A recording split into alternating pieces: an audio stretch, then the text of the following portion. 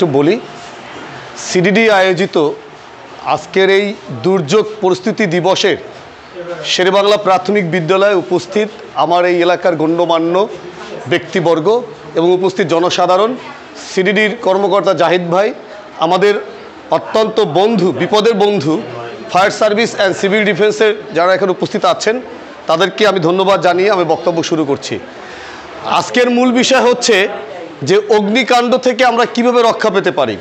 বর্তমানে কিন্তু অগ্নিকাণ্ড হওয়ার উপযুক্ত সময়, কারণ এই সময় কিন্তু তাপমাত্রা বৃদ্ধি পাচ্ছে, শুষ্ক মৌসুম, পানির অভাব, আপনার সামান্য ভুলে বড় ধরনের ক্ষতি হতে পারে।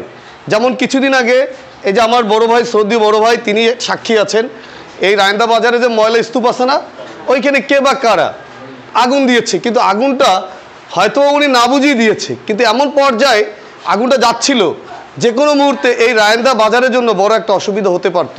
আমরা সুজন হাসান পেজে লাইভ করার পরে তাৎক্ষণিক আমাদের ফায়ার সার্ভিস, সিভিল ডিফেন্সের ভাইরা এসে সেই আগুন নিয়ন্ত্রণ করে, এবং তারা বলছে যে আসলে যদি ওই সময় যদি কন্ট্রোল করা না যেত বা ওই সময় যদি আগুনটা না নেভানো যেত, তাহলে আজকে রায়ন্দা বাজারের জন্য একটা চরম পরিস্থিতি অপেক্ষা করত। যাই হোক, এই রোজা রমজানের দিনে এখানে বক্তব্য বা কথা শুনতে কারোই ভালো লাগবে না। আমি ছোট্ট করে সংক্ষিপ্ত আকারে বলতে চাই এটুকুই, যে সিডিডি মানুষের পাশে এর আগে ছিল, তার প্রত্যক্ষ সাক্ষী আমি এবং আপনারা। তারা বিগত দিনেও মানুষের জন্য কাজ করেছে। আর একটা কথা, বক্তব্য আমরা এখানে যখন করছি তখনই কিন্তু এই আবহাওয়া দপ্তর থেকে অলরেডি কিন্তু একটা খবর এসেছে যে আর কয়েকদিনের মধ্যেই ঘূর্ণিঝড় সৃষ্টি হতে পারে বঙ্গোপসাগরে বা আন্দামান সাগরে। তাহলে দেখেন, আমরা প্রতি বছরই কিন্তু এই ঘূর্ণিঝড়ের সাথে লড়াই করছি। যেমন আমার শ্রদ্ধেয় নানা সিরাজুল নানা এখানে উপস্থিত আছেন, তিনি কৃষি কর্মকর্তা ছিলেন, এই এলাকার অত্যন্ত মুরব্বী পার্সন আমাদের শ্রদ্ধেয় সিরাজুল নানা, আমাদের হারুন মামা আছেন, আমাদের আরেকজন মামা আছেন এই যে পাশে বসা, তারপরে এই নানা আছেন, আমরা প্রত্যেকেই জানি, এখানে লাকি খেলায়ও আছেন।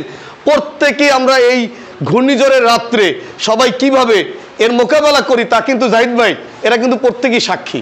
যাই হোক, আমরা চাচ্ছি ঘূর্ণিঝড়ের সাথে মোকাবেলা করতে করতে আমরা সবাই অভিজ্ঞ, কি ঠিক কিনা বলেন?